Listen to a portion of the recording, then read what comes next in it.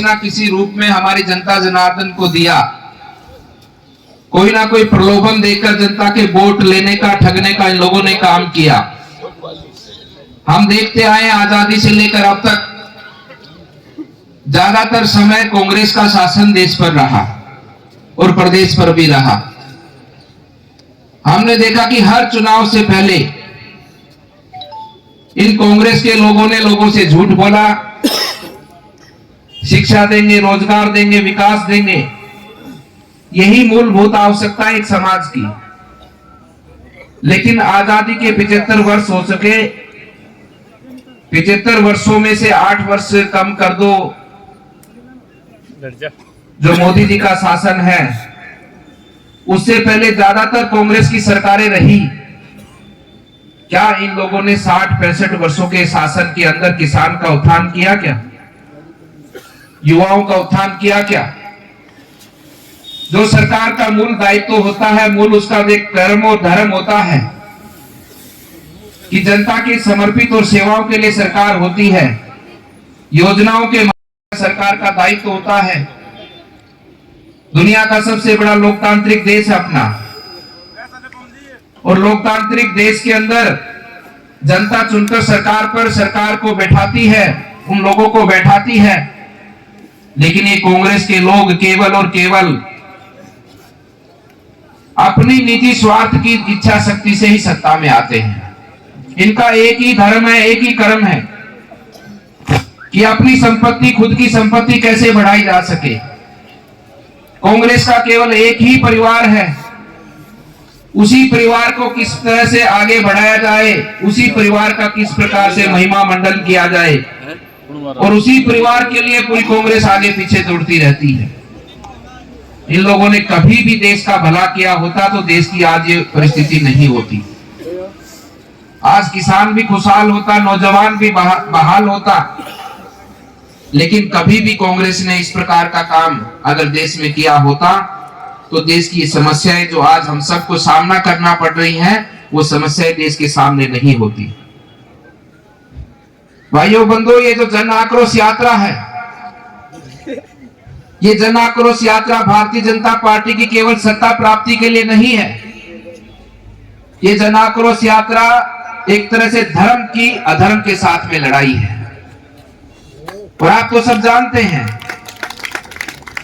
कि धर्म की रक्षा के लिए ये सनातन धर्म और हमारा राष्ट्र, हमारा भारत भूमि, चाहे उसमें भगवान श्री कृष्ण यहाँ पर अवतार लेकर आए हों, चाहे भगवान श्री राम आए हों, उनके बाद में अनेकों सिद्ध महापुरुष इस धरा पर जन्म लिए हैं, जिन्होंने पूरे संसार के लिए काम किया, पूरे संसार को कल्याण करने का काम किया, पूरे संसार की अधर्म से रक्षा की है। उसी भाव से ये भारतीय जनता पार्टी यात्रा लेकर आप सबके बीच में पहुंची है। आज राजस्थान में जिस प्रकार से अधर्म का बोलबाला है, सरेआम गुंडागर्दी, सरेआम आपराधिक घटनाएं, जिस प्रकार से सत्ता में बैठे लोग आज अपराधियों को संरक्षण देते हैं, जो लोग हिंसा में शामिल होते हैं। एक समय पर हमने सुना था कि जम्मू कश्मीर में पत्थरबाजी होती है, लेकिन आज राजस्थान के अंदर करौली की हिंसा उसका प्रमाण है कि राजस्थान में जो पत्थरबाजी जम्मू कश्मीर में होती थी वो बंद हो गई। राजस्थान में कांग्रेस के शासन में यहाँ राजस्थान में पत्थरबाजी शुरू हो गई। उस हिंसा के अपराधी आज तक नहीं पकड़े गए।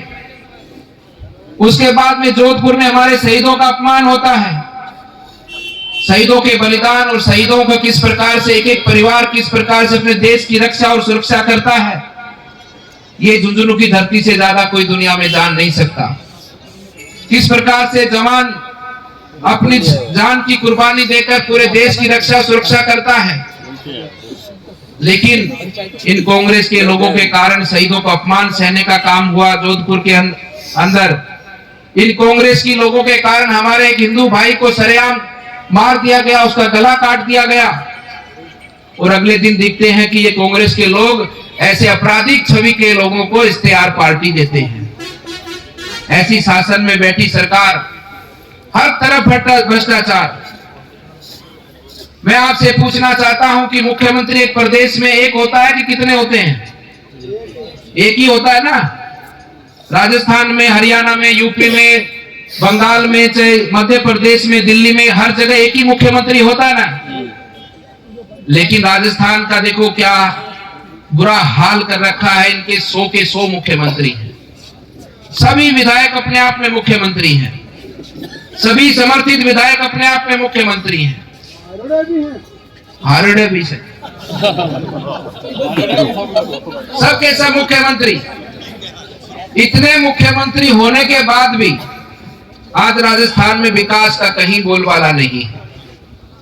हर तरफ धूल ही धूल दिखती है।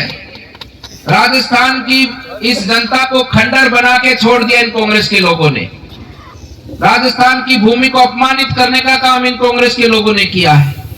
अखबार देखते हैं तो उसमें आए दिन रेप की घटनाएं सुनने को मिलती हैं।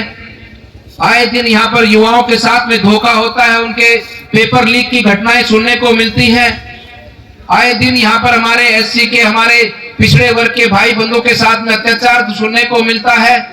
आए दिन राजस्थान की संपत्ति को, राजस्थान का जो खनिज है उसको लूटने का काम, उसका भ्रष्टाचार करने का काम यहाँ पर सुनने को मिलता है। आपने सुना होगा भरतपुर की घटना। वहां पर एक संत 500 दिन से धरने पर बैठे थे, भूख हड़ताल पर बैठे थे। उनका सिर्फ एक ही कसूर था कि वो भगवान श्री कृष्ण की नगरी, वहां पर जहां भगवान श्री कृष्ण ने अपनी लीलाएं, अपने चमत्कार दिखाए, उस आदि पर्वत की रक्षा करने के लिए बैठे थे। लेकिन कांग्रेस के लोगों ने उनकी सुनी नहीं। आखिर में उनको अपनी जान देनी पड़ी और तब जाकर उस पर्वत को बचाने का काम हो पाया। ऐसी अधर्मी सरकार है। शहीदों की भूमि है, वीरों की भूमि है। हमारे राजस्थान का इतिहास पूरी दुनिया में सुनाया और गाया जाता है। दुनिया का कोई भी नागरिक, किसी भी देश का रहने वाला क्यों ना हो, उसकी हार्दिक इच्छा होती है कि एक बार राजस्थान की पुण्य भूमि पर जाए और वहां की रज को अपने सिर पर लगाए। ये महाराणा प्रताप की भूमि है। हर नागरिक की इच्छा होती है पूरे दुनिया के अंदर किसी भी देश का रहने वाला हो। लेकिन आज हम सुनते हैं, हम मिलते हैं लोगों से, जिस प्रकार से आपराधिक घटनाओं में राजस्थान नंबर 1, महिलाओं के ऊपर अत्याचार में राजस्थान नंबर 1, भ्रष्टाचार में राजस्थान नंबर 1 रोक दिए गए। कोई काम आगे नहीं बढ़ने दिया जा रहा, क्योंकि अभी इनके कोई किसी बुद्धिजीवी वर्ग ने इनको बता दिया होगा कांग्रेस के लोगों को कि अगर ये पानी मिल गया लोगों को घर में पहुंच गया तो कोई भी आपको एक वोट क्या, आपका कोई बूथ पे आदमी भी नहीं बैठेगा। इसलिए जानबूझकर उस योजना को रोकने का काम कर रहे हैं। ये सब विषय हम सबको ध्यान रख